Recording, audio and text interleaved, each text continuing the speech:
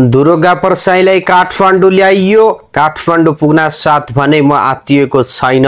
प्रहरीले मेडिकल व्यवसायी तथा राष्ट्रियता धर्म संस्कृति र नागरिक बचाउ महाअभियानका संयोजक दुर्गा परसाईका साथै उनका अंगरक्षक दीपक खड्कालाई पक्राउ गरेर काठमाडौँ ल्याएको छ। उनलाई बुद्ध एयरको जहाजमा शुक्रबार मध्याह्न भद्रपुरबाट काठमाडौँ ल्याइएको हो।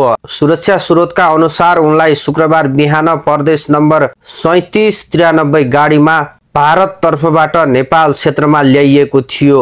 बिहान 10:07 मा उनलाई सीमा क्षेत्रमा ल्याइएको बताइएको छ। तर प्रहरीले भने उनलाई शुक्रबार नै भद्रपुर क्षेत्रबाट पक्राउ गरिएको दावी गरेको छ।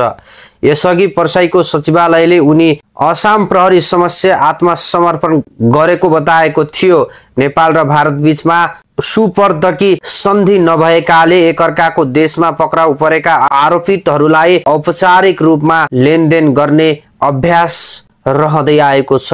अर्को देशमा पक्राउ परेमा त्यहाँको प्रहरीले सीमा क्षेत्रमा ल्याएर छोड्ने र लगत्तै सम्बन्धित देशको प्रहरीले जिम्मा लिएर गन्तव्यमा पुर्याउने अभ्यास रही आए अनुसार परसाईको हकमा पनि सोही भएको बताइएको छ। तर प्रहरी प्रवक्ता दिनेश कुमार आचार्यले दुवैजनालाई झापाको भद्रपुरबाट नियन्त्रणमा लिएर आवश्यक अनुसन्धानका लागि काठमाडौँ ल्याइएको दावी गरे। चैत 15 गते काठमाडौँको तीनकुनेमा भएको हिंसात्मक प्रदर्शनमा संलग्न गरी राज्य विरुद्ध र संगठित अपराध सम्बन्धी कसुरमा फरार रहेका दुवैजनालाई पक्राउ गरिएको उनको भनाइ छ।